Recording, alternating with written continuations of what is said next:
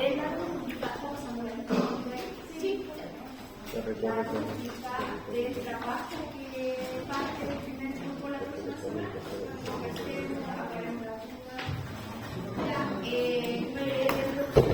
este es un trabajo colaborativo de la asignatura que refleja la estrategia de enseñanza-aprendizaje que vincula la elaboración de información técnica, considerando habilidades de comprensión, síntesis, redacción para culminar con la expresión oral. Ya el trabajo colaborativo que permitirá el trabajo en equipo.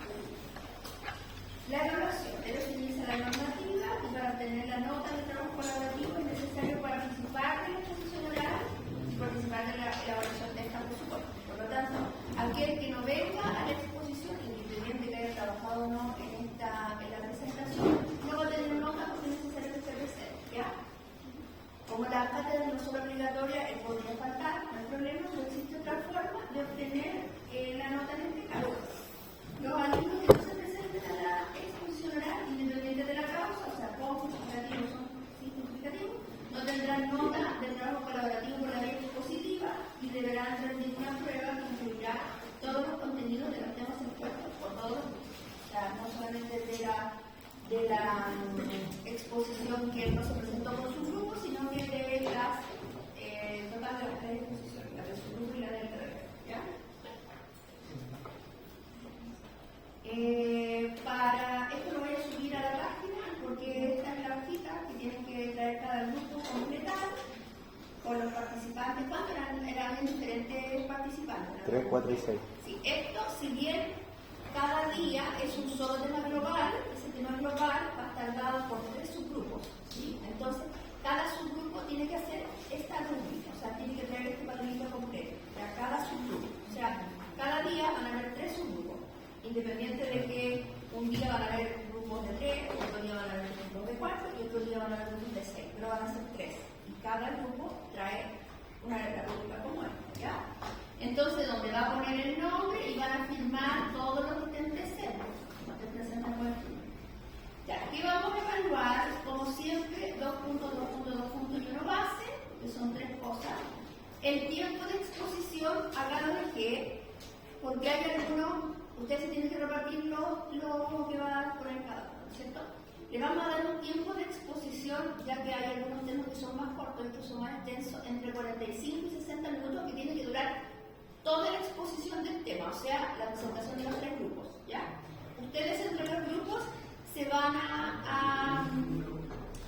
me imagino que como la distribución va a ser equitativa, la cantidad que tiene que exponer cada grupo va a ser equitativa, el tiempo debería ser equitativo también, para cada grupo. ¿Sí? 15, 20, 20. O sea, depende de lo que ustedes van a elegir, si se van a demorar 45, 50, 55, 60, tienen que introducir equitativamente. Entonces, si los 3 grupos alcanzan la exposición entre los 45 y los 60 minutos, tienen los 2 puntos, ¿ya? Si el grupo total o le faltó tiempo, no alcanzó a llegar a los 40 como mínimo, o superó los 60 como máximo, va a tener solo 2 puntos. O sea, solo un punto, perdón, no los 2, ¿ya? Pero el grupo que fue el que perjudicó mayormente esta situación, por ejemplo, un grupo no alcanza a llegar a los 45 minutos, o sea, el grupo total no alcanza a llegar a los 45 minutos, ¿ya? El primer grupo hizo 15 minutos, el segundo grupo hizo 15 minutos y el otro grupo hizo, no sé, 8. Entonces hay un grupo que fue el que perjudicó que no pudieran llegar, ese va a tener 0. ¿Ya? Dominio del contenido, esto es lo que siempre todos los expositores del grupo se refieren al tema indicado por seguridad y dominio, sin ayuda a memoria y con una distribución equitativa de los contenidos. Ya, esto es cuando estoy evaluando el subgrupo. Cuando al menos uno no cumple con uno de los puntos anteriores, tiene 1, o si no cumple con más de 2. Y después, la presentación, en base a la presentación PPT, la presentación es un punteo de todos los conceptos correspondientes al tema encargado, ¿ya? La presentación incorpora figuras o diagramas que facilitan la comprensión. Acuérdense que ustedes tienen que buscar estrategias, porque sus alumnos les quede grabado lo que ustedes están conversando, porque después van a hacer un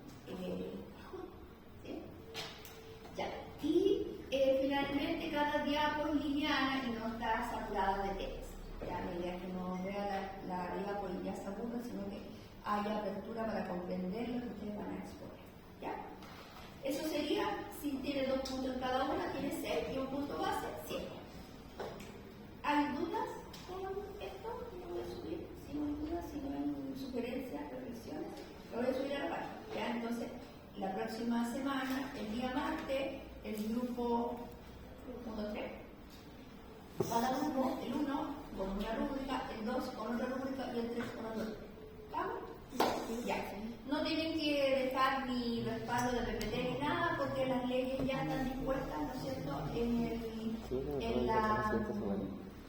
en la página, ¿no es cierto?, el contenido está dispuesto ahí.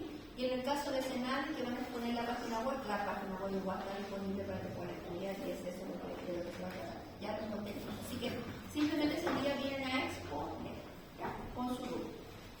Bien. Nos vamos a... PPT.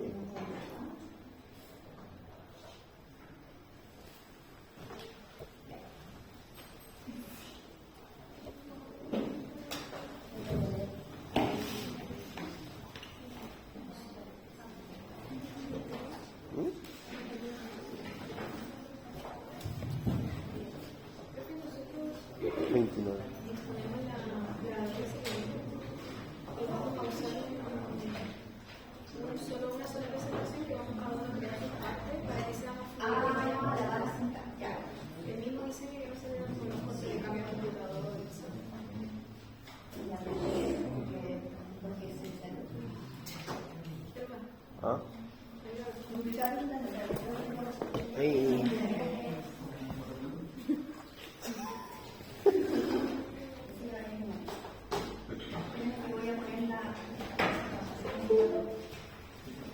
Ya, entonces, hoy día vamos a ver un ¿Cómo se tema empieza la clase? que tiene que ver con ¿De la memoria? salud ocupacional y vamos a ver un poco que la definición de salud ocupacional se relaciona con algunos pilares fundamentales. O sea, cuando yo voy a elaborar este concepto tengo que considerar algunos pilares como por ejemplo que la salud ocupacional es fundamental para el desarrollo de un país. ¿Por qué será así? Porque la salud ocupacional se relaciona con el trabajo permite que las personas por un lado y los países se desarrollen, ¿no es cierto? Entonces, si tenemos a todos los trabajadores enfermos, un país no progresa, por lo tanto, es fundamental la salud ocupacional que esté presente para el desarrollo del país. Es una estrategia de lucha contra la pobreza porque el trabajo es una de las estrategias de lucha contra la pobreza, para progresar, para tener mayores beneficios económicos. Promociona y protege la salud de los trabajadores. Ese es otro concepto que debe estar contenido en la salud ocupacional, ya que no solamente es reparativo, sino que también se considera la promoción, la prevención a través de la protección de los trabajadores, ¿ya? No solamente enfocado al tratamiento y principalmente en lo que se refiere a los accidentes de trabajo y a los riesgos ocupacionales, ¿ya? Entonces, cuando elaboremos un concepto de salud ocupacional, vamos a utilizar estos 4 pilares desde el punto de vista del desarrollo y la economía y desde el punto de vista puntual de lo que se refiere y se acerca más a la salud de los trabajadores. La Organización Internacional del Trabajo y la OMS plantearon, fíjense ustedes, que cada vez el tener una enfermedad profesional cada vez es más frecuente, incluso es más frecuente que los accidentes mortales, ¿ya? El tener una enfermedad profesional que pueda provocar además la muerte, porque una enfermedad puede provocar una incapacidad temporal, permanente o la muerte, ¿ya? Entonces, el riesgo de contraer una enfermedad profesional es súper frecuente hoy en día y anualmente 1,7 millones de muertes se relacionan con el trabajo, ¿no es cierto? Y eso supera los accidentes mortales, ¿ya? Muertes asociadas a enfermedades profesionales superan las muertes por accidentes laborales, o sea, accidentes mortales, ¿ya? Por lo tanto, la gente mayormente se enferma producto del trabajo. Y cuando nosotros pensamos en cuáles son las variables que podrían afectar esta salud ocupacional, acá tenemos muchas, porque nosotros como Kine pensamos en nuestra área, en lo económico, y cada vez que escuchamos el concepto de salud ocupacional, pensamos en el costo de trabajo, la ergonomía, ¿no es cierto?, en aquellos trabajos reiterativos que pueden provocar lesiones, pero también hay otros tipos de riesgos que también no podemos dejar de considerar, que también provocan o alteran la salud laboral. Por ejemplo, tenemos los físicos: ruido, vibraciones, presiones anormales, temperaturas extremas, iluminación, radiaciones, ionizantes y no ionizantes; los químicos, gases, vapores, aerosoles, etc. Biológicos, las personas de la salud que trabajan están expuestos a virus, bacterias, hongos, parásitos, ustedes también están expuestos en los servicios de salud. Ergonómicos, ¿no es cierto?, los típicos: posturas inadecuadas, sobreesfuerzo físico, mal diseño del puesto de trabajo. Psicosociales son súper importantes también, y ahora están cada vez más de moda por la ley Carini, ¿no es cierto? Las situaciones psicosociales que afectan al trabajador ahora son mucho más tomadas en cuenta, y es una situación muy sensible hoy día, ¿ya? Por lo tanto, hay que considerar que también es un riesgo ocupacional un trabajo monótono, porque además puede provocar un accidente, un trabajo bajo presión, una jornada laboral extensa, también son factores de riesgo, ¿ya? Eléctricos: alta tensión, baja tensión, electricidad estática. Mecánicos: cuando se utiliza, ¿no es cierto?, equipamiento y herramientas, ¿no es cierto?, que pueden provocar algún accidente. Y locativos, que es en el lugar y la superficie del trabajo, los sistemas de almacenamiento, que a veces pueden ser inestables, se pueden derrumbar, la organización del área, las instalaciones, etc. Entonces, cuando hablemos de salud ocupacional, consideremos todos estos factores, aparte de los que nosotros siempre pensamos que son los ergonómicos, los físicos, los esfuerzos repetitivos, sino que todas estas áreas que a veces se superponen, ¿no? A veces hay lugares donde hay situaciones ergonómicas que no están en las mejores condiciones, asociadas a temperaturas extremas, por ejemplo, a espacios reducidos, etc. ¿Ya? Un poco de historia. Fíjense que en la época primitiva, si bien no hay una definición concreta o una separación entre el tratamiento de enfermedades laborales o enfermedades comunes, se asocia o hay evidencia, ¿no es cierto?, que había la existencia de un pensamiento mágico, porque antes se suponía de que las enfermedades, por un lado, eran por efecto de algo maligno, ¿no es cierto?, y la cura tenía algo de mágico, ¿ya? Y dentro de esa también estaban estas enfermedades producto de los trabajos que existían en esa época. En Egipto, el 4000 a.C., había leyes ya había leyes que habían definido los faraones para proteger a los trabajadores. Incluso Ramsés II ofrecía mejores condiciones de trabajo a aquellos trabajadores que se encargaban de elaborar su estatus, por ejemplo, ¿ya? En Mesopotamia, 2000 a.C., en esos tiempos se trabajaba mucho la manufactura de cuero, madera, para fabricar embarcaciones, y también estaba muy pujante la industria del vidrio, ¿ya? Y en la manufactura de estos materiales provocaba mucha exposición a químicos y a condiciones técnicas alteradas, ¿ya? Había un legislador Hammurabi que en su código legal ya se observan aspectos sobresalientes acerca de la seguridad social, ¿no es cierto? Y se menciona, por ejemplo, la alta incidencia de enfermedades como catarata. En Grecia y Roma, en el periodo que hubo esclavitud en el sector, se establecieron legislaciones para establecer definiciones en cuanto a la venta de esclavos, al trato y cómo se utilizaban los esclavos. Se identificaron y se definieron algunos aspectos físicos que tenían los esclavos, como por ejemplo cuando presentaban fatiga, cuando habían deformaciones físicas producto del trabajo que realizaban por posturas incómodas o deformaciones físicas por el maltrato que se le daba a los esclavos, ¿ya? Entonces, ya en esos tiempos había alguna manifestación de que se consideraba la salud laboral.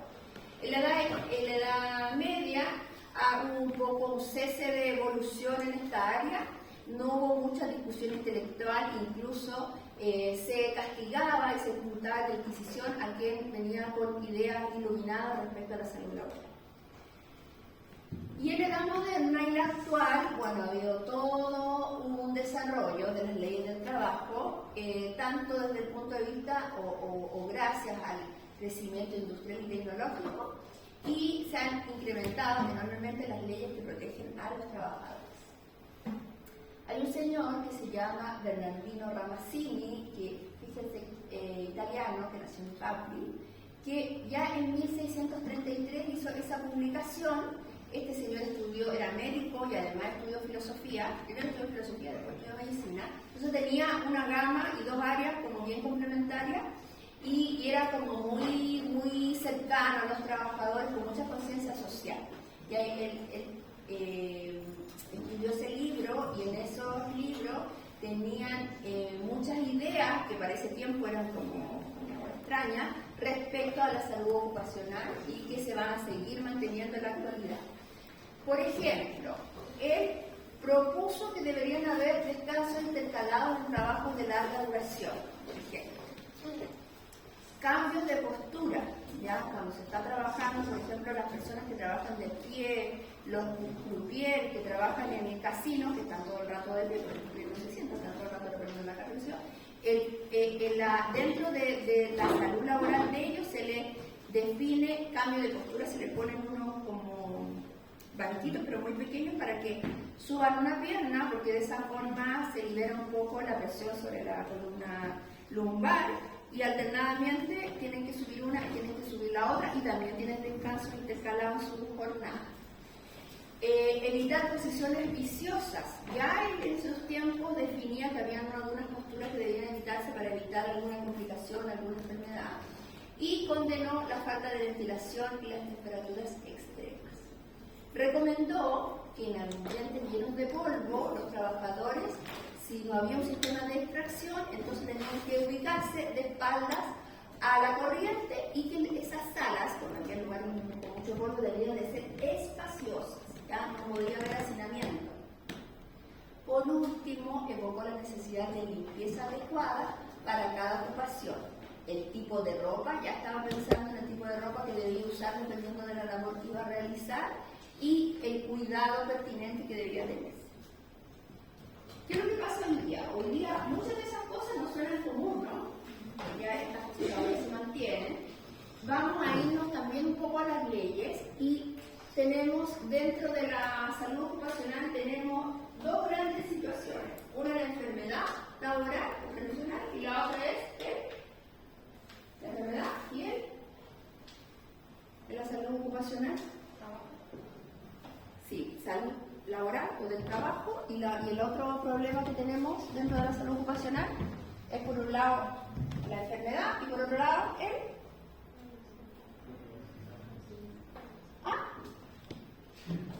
o sea, o yo me enfermo, estoy haciendo un trabajo, o me puedo enfermar, o me puedo morir. O sea, entonces está la enfermedad y el accidente, son las dos grandes variables. O me enfermo, o me enfermo y me muero por la enfermedad que tengo, o me muero debido a un accidente que puede ser mortal, ¿no es cierto? Inmediatamente o a la larga. Entonces, la enfermedad profesional es la enfermedad ocasionada de una manera directa por el ejercicio del trabajo y la profesión, ¿ya? Hoy día existen unas instituciones que regulan estas situaciones de enfermedades, definen de alguna forma si efectivamente hay una relación directa de la enfermedad o del accidente, por supuesto, en relación a la labor que ejerce. ¿Cómo se llaman estas instituciones de salud?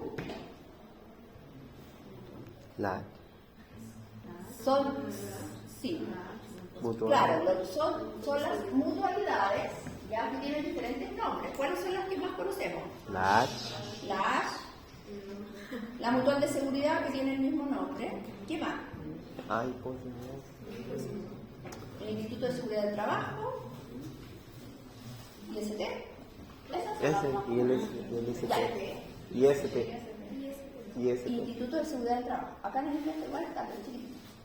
Ya. Entonces, estas instituciones son las que regulan, dice sí, esta no, a propósito de que tienen que hacer una evaluación al trabajador para ver efectivamente si se enfermó o se accidentó producto, bueno, el accidente es como más fácil, pero la enfermedad a veces es un poco ambigua para definir si es producto de una situación del trabajo directamente u otra situación personal del trabajador, ¿ya?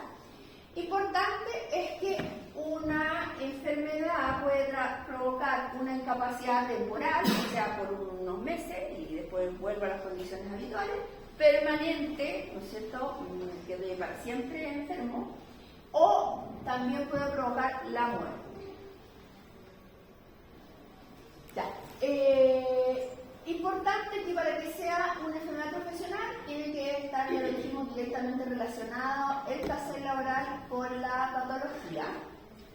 Existe una ley que define cuáles son aquellas enfermedades que podrían tener algún origen laboral, pero si se logra probar de que una determinada enfermedad se relaciona con el quehacer laboral, independientemente que no está contenido acá, ¿no es cierto?, también se puede considerar una enfermedad profesional, ¿ya? Siempre que se pueda objetivamente validar eso y comprobar.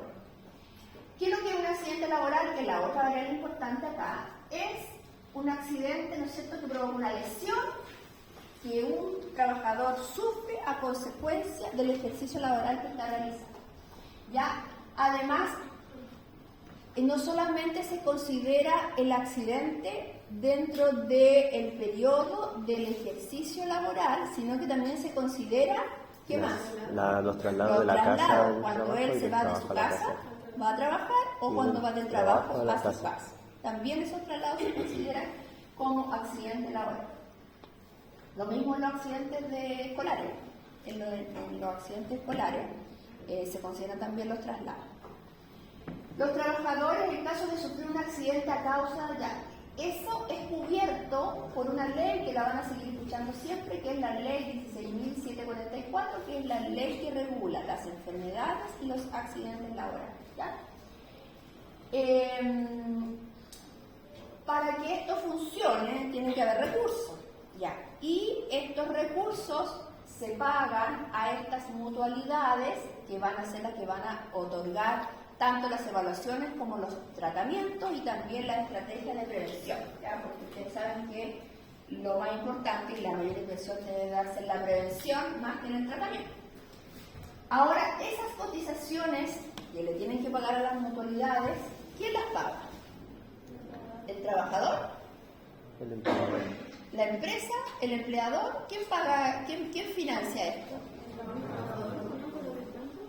No, pues el empleador, la El empresa. el empleador tiene la obligación de pagar, ¿no es cierto?, por cada uno de sus trabajadores a una mutualidad para que él administre este sistema, ¿ya? Entonces las cotizaciones para el financiamiento de este seguro deben ser pagadas mensualmente por el empleador al Instituto de Seguro Laboral, ISL, o a una mutualidad, o al Instituto de Seguridad del Trabajo, o MUSEC, que se me acuerdo, ¿ya?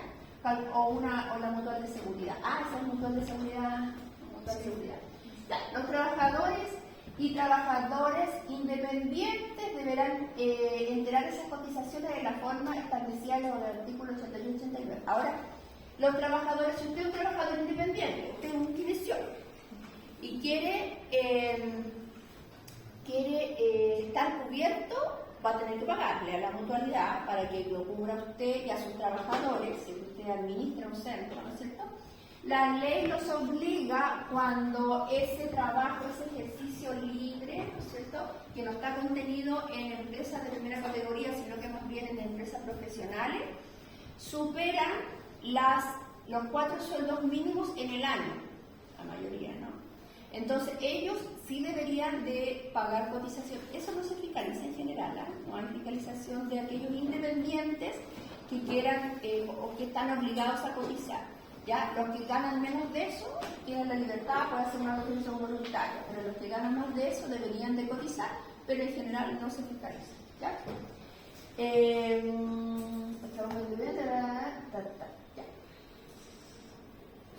La ley, esta es la ley famosa, la ley 1744, establece que es una lesión, ¿ya? Que un accidente provoca una lesión. Una lesión es el daño ocasionado por alguna herida, golpe, alguna enfermedad o dolencia, etc. Para los efectos del accidente de trabajo no interesa la extensión, la profundidad del daño, sino que haya un daño físico tanto en la salud, un daño físico o en la salud mental, ¿ya? No interesa si es un daño pequeño, si es un daño grande, no interesa, siempre que haya un daño.